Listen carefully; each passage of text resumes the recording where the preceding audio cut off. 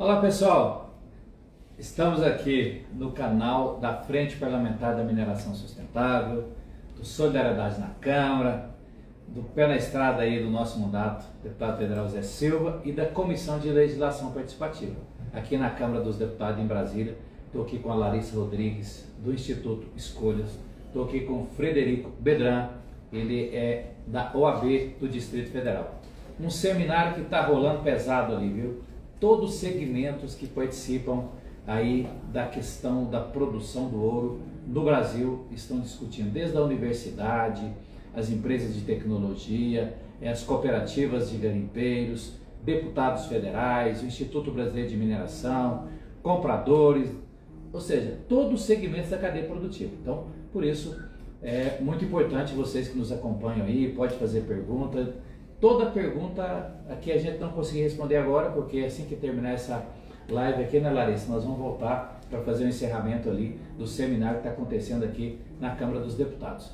Bem, pessoal, todos sabem que eu vim para a política através da agricultura familiar, presidi a comissão de Brumadinho durante 4 anos e o dever de uma atividade que é de toda a população brasileira, as riquezas do nosso subsolo, que é os minerais.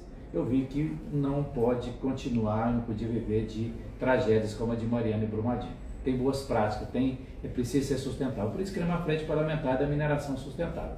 E a cada 15 dias a gente realiza uma reunião e uma vez por mês realizamos um seminário. E aqui que está acontecendo, né, Larissa e Frederico? No seminário nós estamos discutindo aí especialmente a rastreabilidade do ouro. Tá ok? Então, quiser saber de mineração sustentável, é conosco mesmo, é com a gente aqui, viu?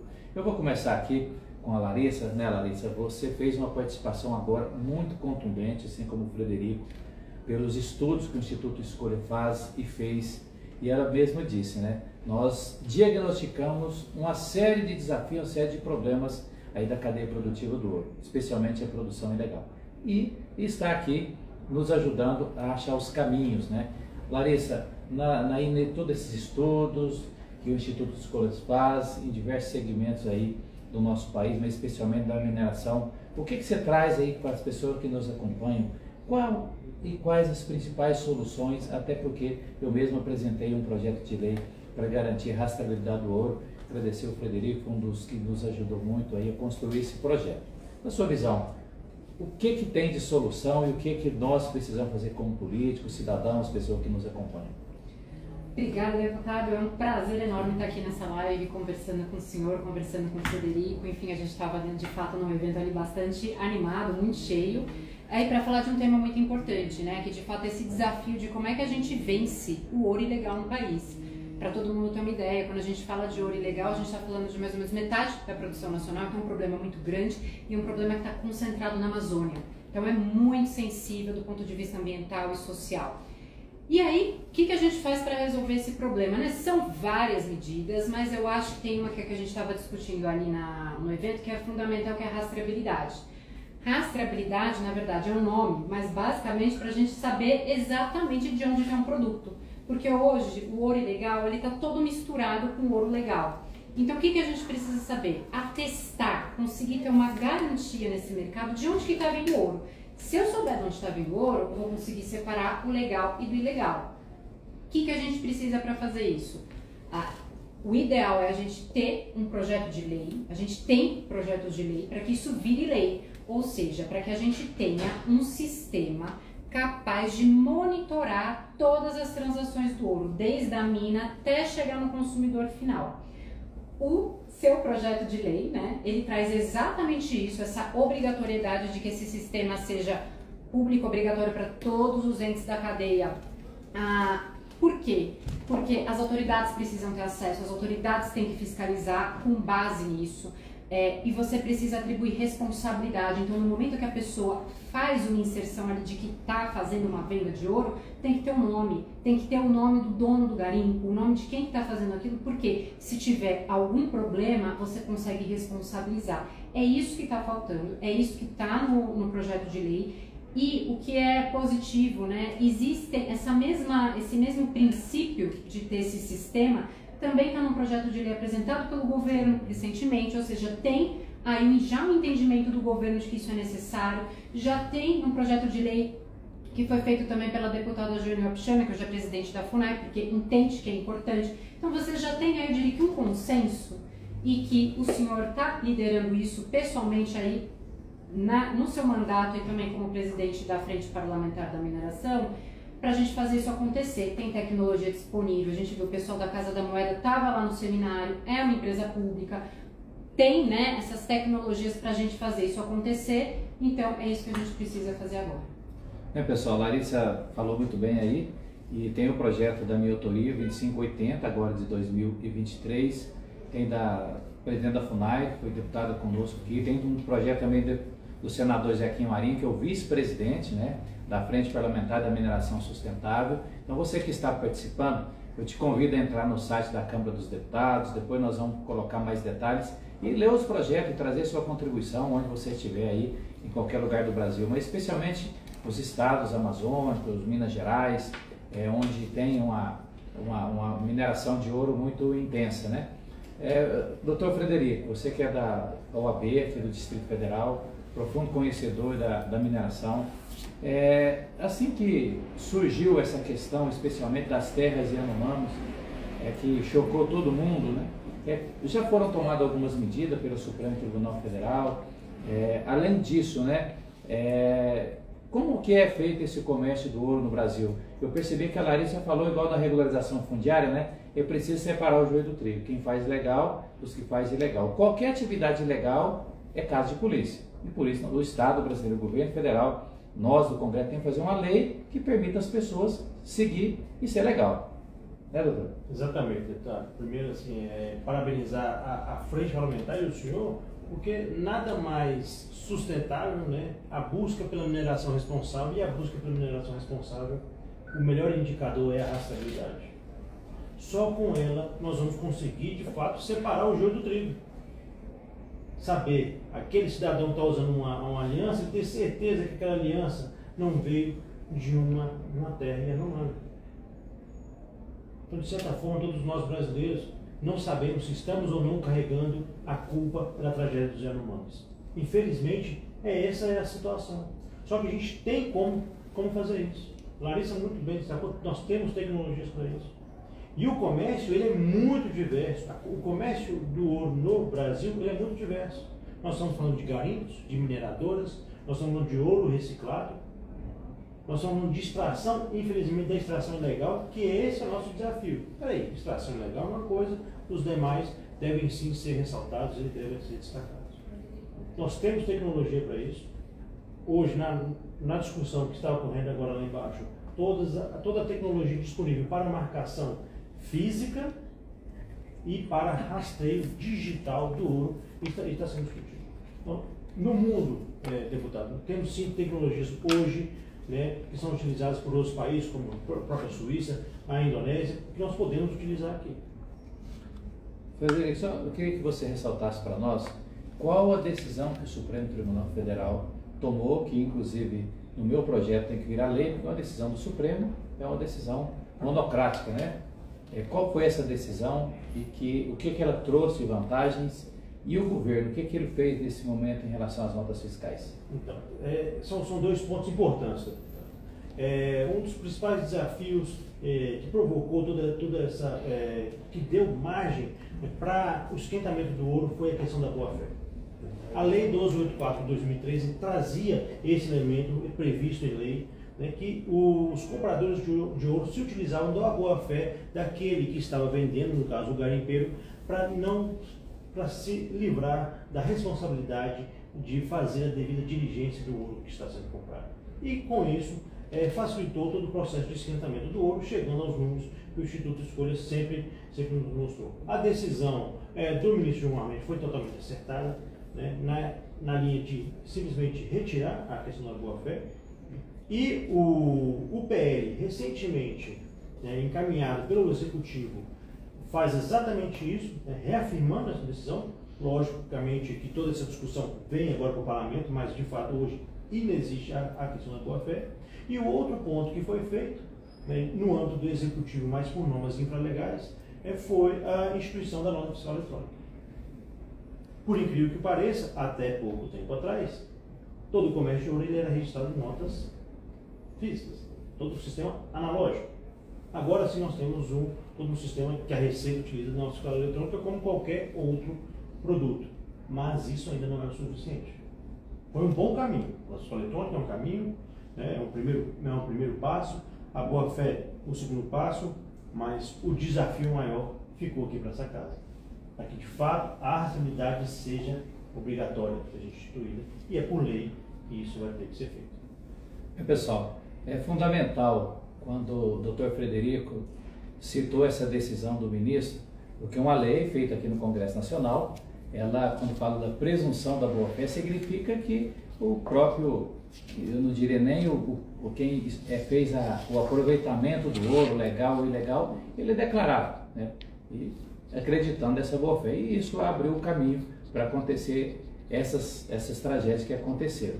Por que é importante ter uma lei? Porque para mudar uma lei, só outra lei, ou então uma ação dessa que ela pode ser derrubada a qualquer momento. Então, isso é fundamental.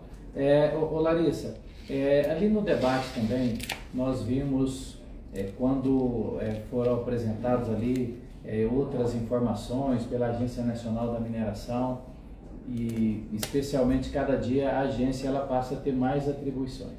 Para vocês que estão nos acompanhando, a Agência Nacional de Mineração é um órgão do governo federal que é responsável por autorizar, saber se tem um mineral em algum local aí do Brasil, quando se tem esse mineral, se essa pessoa ou empresa está autorizada a fazer de forma legal e quais os critérios que precisam seguir. Acontece que essa agência, hoje, para vocês terem uma ideia, ela tem, cada fiscal, ele teria que fiscalizar 7.000 empreendimentos minerais. Então, é uma linguagem bem popular. Você me engana que fiscaliza, eu engano que eu te acredito que você está fiscalizando. Você não está fiscalizando, né? Então, você me engana que eu gosto, né? Então, a nossa luta da Frente Parlamentar hoje é para a estruturação da Agência Nacional de Mineração. Então, Larissa, uma agência forte, essas atribuições que estão sendo dadas a ela, você até citou lá que é importante que tenha essa marca da rastreabilidade, como vocês sabem que tem um projeto meu na área aí da pecuária, de carne, de grãos e outras commodities, né, que precisam ser rastreados para separar o joio do trigo. Você acha que o que a ANM precisaria para fazer o papel do governo federal, o papel do Estado? Bom, como o senhor bem colocou, né? Hoje a mineração é um dos setores é um dos grandes setores econômicos do país. Mas a ANM é uma das agências que tem menos recursos no país. Ela está lá, quando a gente vai ver os recursos das agências reguladoras do país inteiro, a ANM está lá no fim da fila. Então, assim, não é compatível a estrutura que a agência tem com o setor econômico que ela tem fiscalizado, que ela tem que fiscalizar por obrigação. Então, isso de fato precisa ser corrigido, senão a gente nunca vai conseguir fiscalizar da forma como deveria, né? Agora, quando a gente está falando de rastreabilidade, dessas tecnologias, a gente também está falando de uma forma de otimizar a fiscalização. Porque é verdade que precisam, né, a ANM precisa de recursos, isso é inegável, mas a gente também precisa dar condições para que a agência consiga fazer seu trabalho de forma mais otimizada, digitalizada. A ANM já tem vários sistemas, tem muitas informações que são geridas pela agência. Agora, quando a gente fala de um sistema de rastreabilidade do ouro, que basicamente vai registrar todas as transações, que não é diferente do que a gente já faz aqui no Brasil para carne, com a GTAs, o que a gente também já faz com madeira. Tem falhas? Tem, mas a gente já tem isso funcionando no país. Agora, a gente poderia ter isso na ANM, num sistema digital, que, claro que ela precisa de recursos para fazer isso, mas isso iria otimizar a fiscalização dela, porque ela também vai conseguir contribuir de maneira automática, online, com a Polícia Federal, com o COAF, com a Receita Federal, com o Banco Central. Todos esses órgãos iam conseguir atuar juntos. E que a gente sabe, já falando de nota fiscal em papel, né? Todos esses órgãos, individualmente, eles tinham que digitalizar as notas todas as vezes que iam fazer uma investigação. Então, você imagina, não tem, é impossível. E eles faziam isso, tá? Para algumas investigações eles faziam. com nota fiscal eletrônica, isso vai acabar. Eles vão conseguir monitorar online. Se a gente fizer esse sistema de rastreabilidade com a tecnologia de uma empresa pública que já tem aí, você consegue colocar essas informações de todas as transações na mão de todos esses órgãos. Vai facilitar para a ANM, vai facilitar para todos os órgãos de controle. Doutor Frederico, tem um ponto também que é muito estratégico e com certeza nós sabemos que a vida acontece lá no município, não é aqui nem em Brasília, nem nas capitais, nem nas grandes cidades, né? Além desses danos que tem causado as questões ambientais, das populações ribeirinhas, né? Dos Yanomamis, que foi o estopim de toda essa crise que aconteceu aí com a mineração ilegal, especialmente o garimpo ilegal. O que os municípios perdem quando acontece essa mistura, como a Larissa disse? Ela deixou muito claro na apresentação, pessoal, que o empreendedor, aquele que faz tudo certo, ele produz um ouro que lá na frente ele vai ser misturado com o ilegal. Ou seja, ele não tem nenhum ali, ele tem a consciência, mas ele não tem o Estado brasileiro não dizer, ó, o seu produto vai ter mais valor do que aquele que produz de forma ilegal. O que os municípios perdem com isso? A realidade do garimpo hoje, deputado, pior do que o dano ambiental que nós vemos, questão de mercúrio ou questão de sedimentos de suspensão dos nossos garapés, dos corpos, é a degradação humana. É a situação em que esses garimpeiros estão vivendo lá nesses pontos de extração ilegal. Então a gente está falando de prostituição, a gente está falando de lixo, nós estamos falando, né, de condições básicas que não estão sendo dadas pelo Estado. Por quê? Porque é um total descaminho. Então o reflexo de uma atividade ilegal, à margem do Estado, em que o Estado fica sem condições de poder atuar. Por quê? Porque ele deixa de arrecadar, deixa de chegar com as mãos corretas para atingir aquela população que está sendo atingida. Porque esse é o problema do garimpo legal. Pessoal, aí fica uma pergunta. Vocês terem ideia, nessa sala aqui da Comissão de Legislação Participativa, eu recebi aqui a cooperativa e o sindicato dos garimpeiros lá de Curionópolis e Serra Pelada. Mais quase 200 mil garimpeiros. Aí ficou uma pergunta. Esses 178 mil, são todos, eu usar a palavra, contraventores da lei? Ou alguns estão ali pela contingência do que acontece também no caso da regularização fundiária e outros pontos?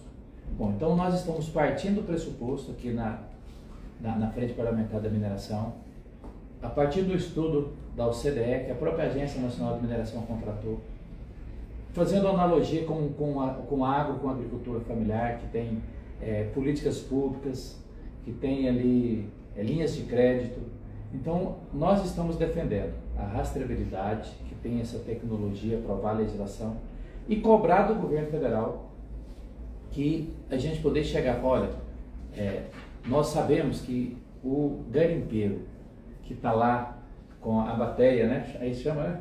Com a bateia, para sobreviver, não é aquele que compra uma máquina de 1,5 milhão, 2 milhões. Então, quem faz isso são bandidos, né? Que as forças de segurança, que tem que cuidar. Mas na sua grande maioria, por isso que é separar o joio do trigo, o que a Frente Parlamentar está defendendo é que seja implantada uma mineração artesanal. Nós vamos visitar, por exemplo, o Mato Grosso, que já tem cooperativas, criar as regras, as regras são essas e o governo vai conceder aqui para vocês um fomento, que o fomento significa recurso do governo para financiamento de você se legalizar. E legalizar e fazer de forma legal. Isso está acontecendo em outros países, como o México, por exemplo, né? Então, por isso, isso é bom deixar isso claro. Nós não estamos aqui para dizer que todo mundo que está lá são contraventores, mas é preciso separar o joio do trigo, né? Tem a pergunta aí, deixa eu ver aqui. Tem uma pergunta, deputado, está unânime, né? A questão da CEFEM, e em especial relacionada à Mariana. Bom, pessoal, em relação à CEFEM, que é contribuição pela exploração minerária, que os municípios recebem, a Agência Nacional de Mineração, como todos nós sabemos, ela está totalmente, ela não foi estruturada. E foi publicado uma nova lei, o ano passado, né, Frederico? Da distribuição da CFEI. Do CFEI dos afetados? Não, 2017. 2017, Isso. uma nova lei que os municípios afetados, onde passa, por exemplo, a ferrovia, outra estrutura que não seja o município onde está sendo ali a planta minerada. Eles estão sem receber há 3 meses. Então, essa é a grande luta. Mas eu posso garantir, na segunda-feira, a Frente Parlamentar participou com o ministro Alexandre Silveira de uma reunião, tiveram vários prefeitos, especialmente de Minas Gerais e do Pará, e ele fez o compromisso e cumpriu. Ontem, às 9 horas, foi enviado já o decreto que será publicado. Esse decreto regulamenta o pagamento da CFEI para os municípios afetados, especialmente o estado do Maranhão, estava muito presente, Minas Gerais, deve ter mais de 100 municípios. Só que não significa que ao publicar o decreto, não sei se sai hoje, amanhã, aí depende lá da Casa Civil da Presidência da República, ao publicar o decreto não significa que no dia seguinte o recurso será pago, porque a Agência Nacional de Mineração, além da dificuldade que ela tem de gente, ela está fazendo quase na unha, viu, gente, né? Falando da tecnologia moderna, a agência ainda não está informatizada, né?